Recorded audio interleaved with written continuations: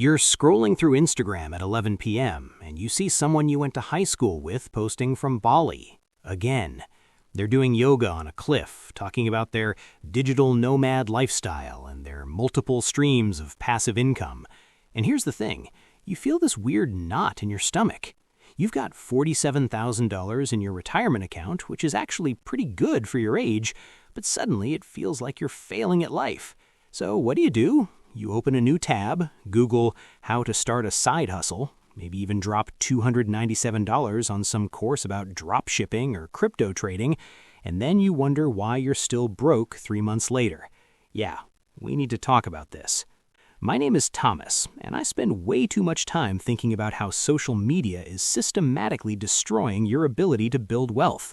If you're someone who's making decent money but somehow still feels like you're falling behind everyone else, or if you've ever made a financial decision because you saw someone else doing it online, make sure to hit the subscribe button and give this video a thumbs up if this helps you out. Look, I'm going to show you something that's going to make you really uncomfortable. According to a 2024 study from the Financial Health Network, 64% of Americans who earn between $50,000 and $100,000 a year, people who should be building wealth, report feeling financially anxious at least once a week. But here's what most people don't realize. That number was only 41% in 2019, before the pandemic, before TikTok exploded, before everyone became an entrepreneur on Instagram. What changed? Your actual financial situation probably got better. Wages went up, but your perceived financial situation got worse. And there's a mathematical reason for this that nobody's talking about. The comparison trap. Here's the thing about social media that makes it uniquely destructive to your finances. You're not comparing yourself to a normal distribution of people anymore. You're comparing yourself to an algorithmically curated highlight reel of the top 0.1% of earners, and your brain literally cannot tell the difference.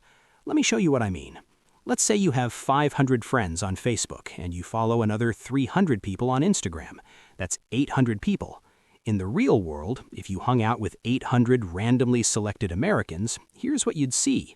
The median household income in the U.S. is about $75,000. Most people would be driving normal cars, living in normal houses, taking maybe one vacation a year. You'd see people struggling. You'd see people living paycheck to paycheck. You'd see reality. But on social media, the algorithm doesn't show you reality. It shows you engagement. And you know what drives engagement? Aspiration and envy. A 2023 study from NYU found that posts featuring luxury goods, travel, or financial success get 3.2 times more engagement than posts about everyday life. So the algorithm learns, show people this content, they engage, we make money. It's that simple. So instead of seeing 800 normal people, you're effectively seeing the curated highlight moments of maybe 50,000 people filtered down to only the top 1% of their experiences. You're comparing your daily reality to everyone else's best day, and then you're making financial decisions based on that comparison. The FOMO economy. Now, you might be thinking, okay, Thomas, but I'm smart enough to know that Instagram isn't real life. This doesn't affect me. Really? Let me ask you this. Have you ever bought something, anything, because you saw it on social media? Have you ever felt pressure to go on a vacation because everyone else seemed to be traveling? Have you ever started a side hustle, not because you had a genuine business idea, but because you felt like you were supposed to have one? Yeah, that's what I thought. Here's where it gets really interesting. There's actual economic data on this now. A study from the University of Toronto tracked the spending habits of 3,000 people and found that for every additional hour per day spent on social media, people increased their discretionary spending by an average of $1,840 per year. Let's do the math on that. If you spend just 2 extra hours a day on social media compared to 5 years ago, which most of us do, that's potentially an additional $3,680 per year in spending that you wouldn't have done otherwise. But here's the kicker. That same study found that people's self-reported happiness with their purchases went down as their social media usage went up.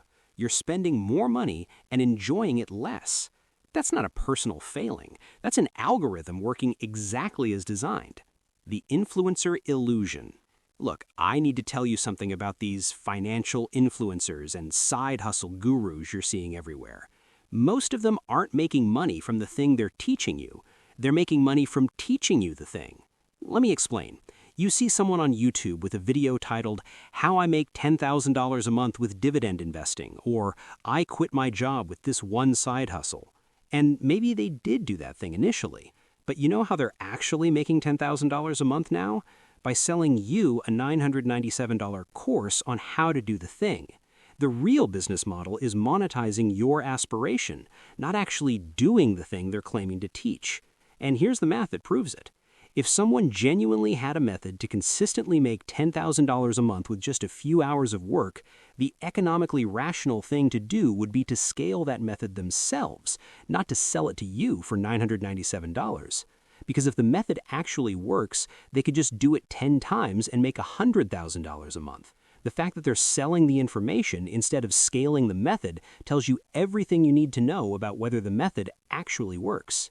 The scarcity algorithm. Here's what most people don't realize about how these platforms are designed. They're not built to inform you or even to entertain you.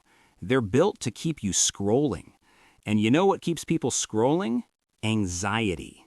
Specifically, FOMO, fear of missing out. There's a reason why your feed shows you someone buying a house at 25, someone else retiring at 30, someone launching a startup, someone making 6 figures from their bedroom. The algorithm has learned that content that makes you feel like you're falling behind keeps you engaged. And here's the insidious part. It creates artificial scarcity. Only 3 spots left in my course. This opportunity won't last. The market is moving fast. Invest now. But real wealth building? It's the opposite of scarce. It's boring. It's consistent. It's doing the same thing over and over for 30 years. That doesn't make for good content, so you never see it. Let me show you what I mean with some real numbers. If you're 30 years old and you invest $500 a month into a boring S&P 500 index fund, averaging 10% annual returns, by the time you're 65, you'll have about $1.9 million. That's it. That's the secret. There's no hack, there's no shortcut, there's nothing to sell you. But here's the thing. That strategy will never go viral. It'll never get 1 million views because it's not exciting. So instead, you see people talking about crypto, NFTs, day trading, real estate wholesaling, Amazon FBA, drop shipping, all these things that sound exciting and promise quick results. And look, some people do make money with those strategies. But here's the math nobody wants to talk about. For every person who makes money day trading, there are 10 who lose money. For every successful dropshipper, there are 20 who never make a sale. But you only see the winners on social media, because again, the algorithm shows you what gets engagement. The comparison spending spiral. Now here's where this gets really dangerous for your actual finances. When you're constantly comparing yourself to people who appear to be more successful, you start spending money to close the gap between where you are and where you think you should be. This shows up in really specific ways. A 2024 study from Stanford found that people who spend more than 3 hours a day on social media are 67% more likely to carry credit card debt, and their average debt is $3,200 higher than people who spend less than an hour a day on social media. Why? Because you start making what I call perception purchases. You buy things not because you need them or even really want them, but because you need other people to perceive you as successful. You upgrade your car not because your current car doesn't work, but because you don't want people to think you can't afford a nice car. You go on a vacation you can't afford because you need the Instagram photos to prove you're living your best life. You buy the new iPhone on release day even though your current phone is fine because having the latest model signals something about your status. And here's the brutal math. Let's say you make $60,000 a year. After taxes, that's about $45,000. If you're spending an extra $3,200 a year on perception purchases, that's 7% of your take-home pay going toward managing how other people perceive you. Over 30 years, if you invested that money instead, at 10% returns, that's $593,000 you're giving up. $600,000 to maintain an image for people who, let's be honest, aren't even thinking about you. The side hustle trap. Okay, let's talk about the side hustle industrial complex, because this is where I see people really mess up their finances. Here's the thing. I'm not against side hustles. I'm against the weaponization of productivity culture that makes you feel like you're lazy if you're not monetizing every single hour of your existence. You see this everywhere now. Turn your hobby into a business. Make money while you sleep. Here's my 5 side hustles that make me $15,000 a month.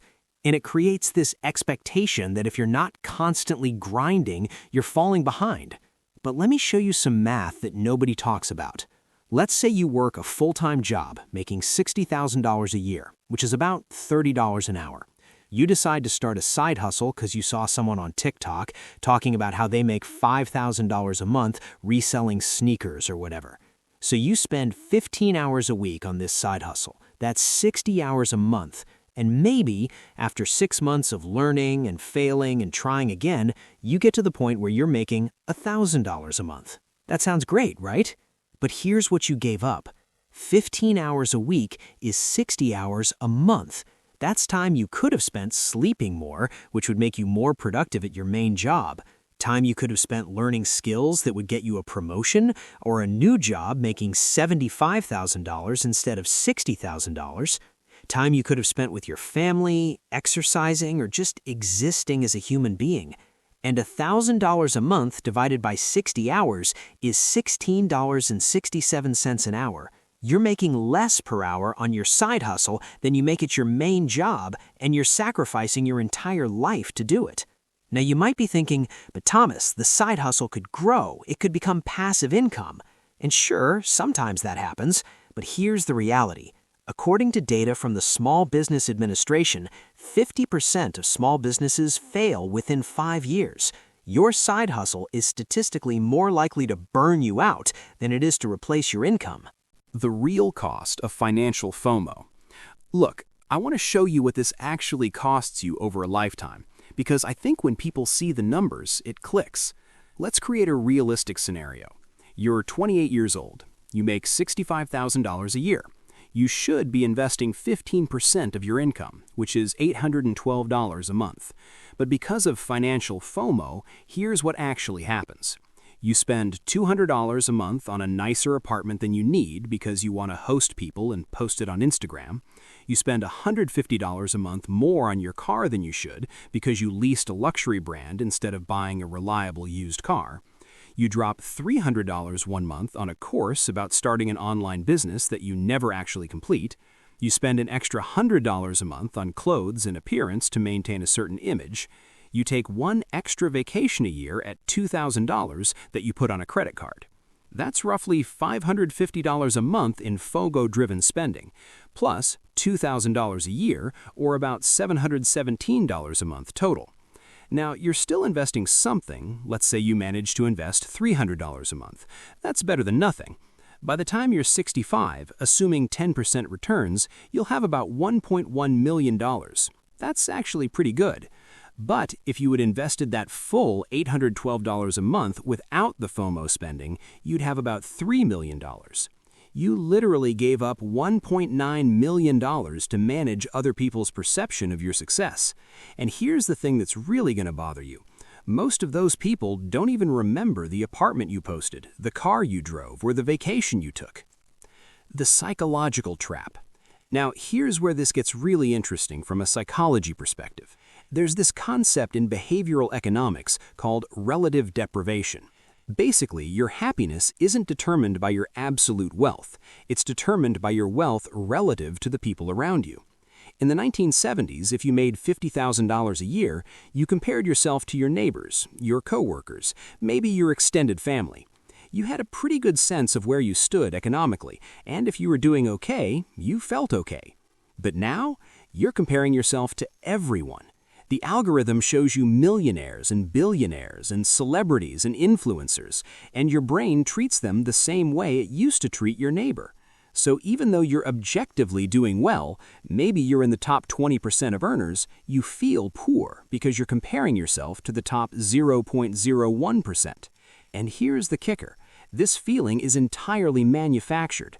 A study from the University of Pennsylvania found that people who quit social media for just 1 month reported significantly lower levels of financial anxiety, even though their actual financial situation hadn't changed at all. The anxiety wasn't real. It was algorithmically generated. What to actually do about this? Okay, look, I've spent 12 minutes telling you how messed up this all is. Now let me tell you what to actually do about it, because knowing the problem doesn't help if you don't change your behavior. Step 1. Do a social media audit. Go through who you follow and ask yourself, does this person make me feel good about my life, or do they make me feel like I'm falling behind? Unfollow anyone in the second category. I don't care if they're your friend from college. If seeing their posts makes you feel bad and spend money you don't have, unfollow them. Your financial future is more important than their engagement metrics. Step 2. Track your FOMO spending. For 1 month, every time you buy something that you wouldn't have bought if social media didn't exist, write it down. At the end of the month, add it up. I'm willing to bet it's more than you think. Now multiply that by 12 and then by 30 years at 10% compound growth. That's what your FOMO is actually costing you. Step 3. Automate your investments before you see the money. If you wait until the end of the month to invest whatever's left over, there will never be anything left over. The algorithm is too good at separating you from your money. Set up automatic transfers the day after your paycheck hits. Pay your future self first. Step 4. Redefine what success looks like. Write down what financial success actually means to you. Not what it looks like on Instagram, but what would actually make your life better. Is it retiring early? Is it not worrying about money? Is it being able to help your family? Whatever it is, make that your comparison point, not someone else's curated highlight reel. Step 5. Remember that boring wins. The people who actually build wealth aren't the ones with exciting stories. They're the ones who do boring things consistently for decades. They max out their 401k. They invest in index funds. They drive the same car for 10 years. They live below their means. That's it. That's the secret. And you'll never see it go viral because it doesn't make for good content. Here's the thing I need you to understand.